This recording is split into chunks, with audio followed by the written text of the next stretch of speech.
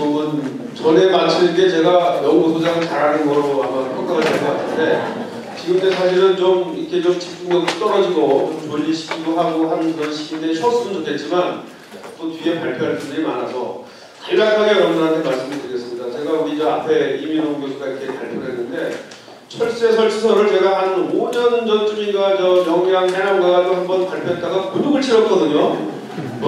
제가 그때 이제 우리 다 전문가들은 뭐 그런저런 해서 이 관련된 분들은 그거 소라성 이야기라는 거에 대해서 벌써부터 다 이렇게 끝난 거로 이렇게 돼 있는데 국민들은 아니라 이거죠. 또 매스컴도 아니고. 그래서 이거를 어떻게 좀 해볼까 해서 제가 일본에서 지금 공부하고 있는 사람을 안 되겠다. 간 김에 철새 관련된 일본 측 자료 다 끄집어내가지고 한번 속 시원하게 한번 그 밝혀보자. 이렇게 제가 초청을 이번에 했거든요.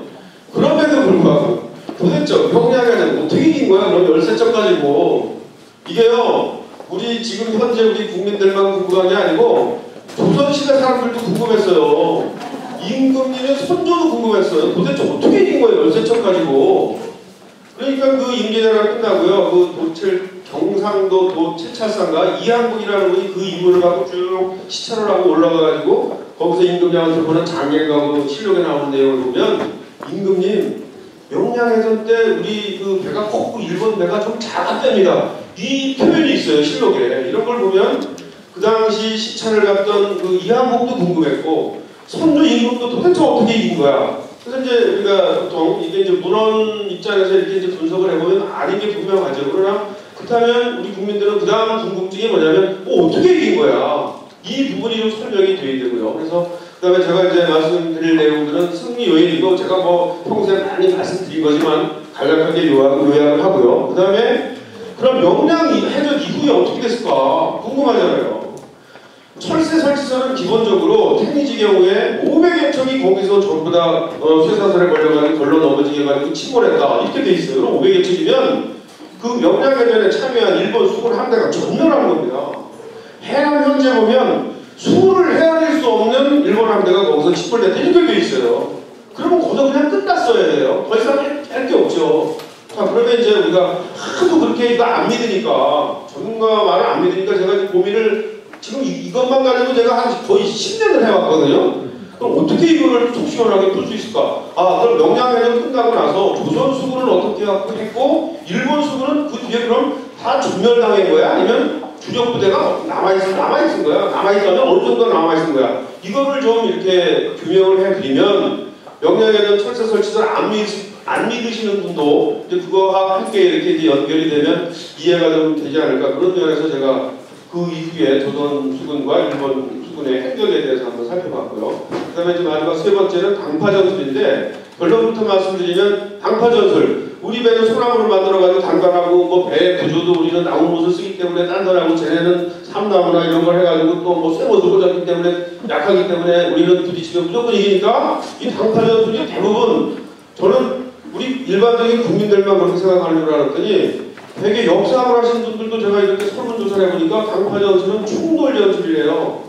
배를 부딪혀가지고 격파하는 이 충돌전술이래요. 그런데 이 문제는 명량해전 대전 승리를 설명하는데 이 전술적인 문제는 굉장히 중요한 사안입니다.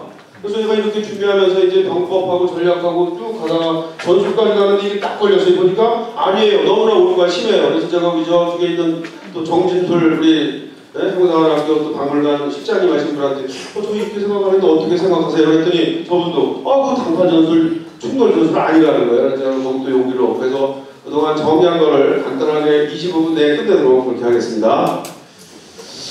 기본적으로 명량해전 어떻게 이겼을까? 해전에서 승리하려면요 하드웨어적인 전투력 요소, 소프트웨어적인 전투력 요소의 합이 적보다 우위에 있어야 됩니다. 명량해전 승리를 설명할 때 가장 중요한 요인은 판옥선의 막강한 전투력입니다. 이 부분에 대해서 국민들이 너무 몰라요. 여기 계신 분들은 대부분 아십니다.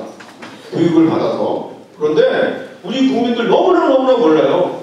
우리의 자랑스러운 전통, 판옥선 만들어지기까지 임진왜란 발발 71년 전부터 논의가 돼서 37년 전에 시제품 나오고 10여 년 동안 대대적으로 만들어져서 임진왜란 발발 27년 전쯤 되면 판옥선으로 다 교체가 됩니다. 판옥선은요 한마디로 표현하면 외구 대비용 맞춤형 함선이에요. 이 판옥선이 얼마나 대단한가 이거 한번 확인해야 되고, 그 다음에 이제 병법, 도대체 명량해전에서는 어떤 병법이 적용됐는가, 이게 이제 구체적으로 이순신이 위대한 리더로서 뭐가 위대한 거야 라는 걸 우리가 구체적으로 확인하는 거죠. 그 다음에 어떻게 했길래, 우리가 보통 알기로는 충무공과 함께 했을 때 명량해전에서 우리 조선수군 병사들이 처음부터 죽기를 각오하고 싸웠다 이렇게 다 알고 있는데, 실제로 읽어보신 분 보면 아니잖아요. 처음에 다 적어놨어요, 비로.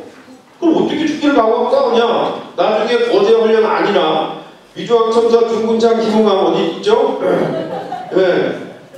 도망가다가 이 통제사배가 안 까지니까 그냥 미안하기도 하고 그냥 또 나중에 처형이 두렵고 하니까 슬금슬금 와가지고 그 다음에 이제 죽기를 각오하고 싸우고 왜 안 죽으려고. 그래서 이 전쟁이라는 건 그렇게 간단한 게 아니다. 그래서 우리가 보통 이런 그 조선수군 함선, 무기체계, 수군의 조직, 병력 굉장히 중요합니다. 거기에 플러스 위대한 리더 이순신의 리더로서의 역량, 이런 부분들을 함께 바라봐야 해전의 승리가 이제 정확하게 설명이 되는 건데, 명량해전도 마찬가지입니다. 그래서 기본적으로 판옥선의 하드웨어적인 요소인 막강한 전투력과 이순신의 병법, 그 다음에 죽기를 각오하고 싸우게 만든 이충무공의 리더십, 이런 것들이 결합되어서 시너지화된 막강한 전투력이 명량해전 승리의 요인이다, 이렇게 미리 말씀을 드립니다.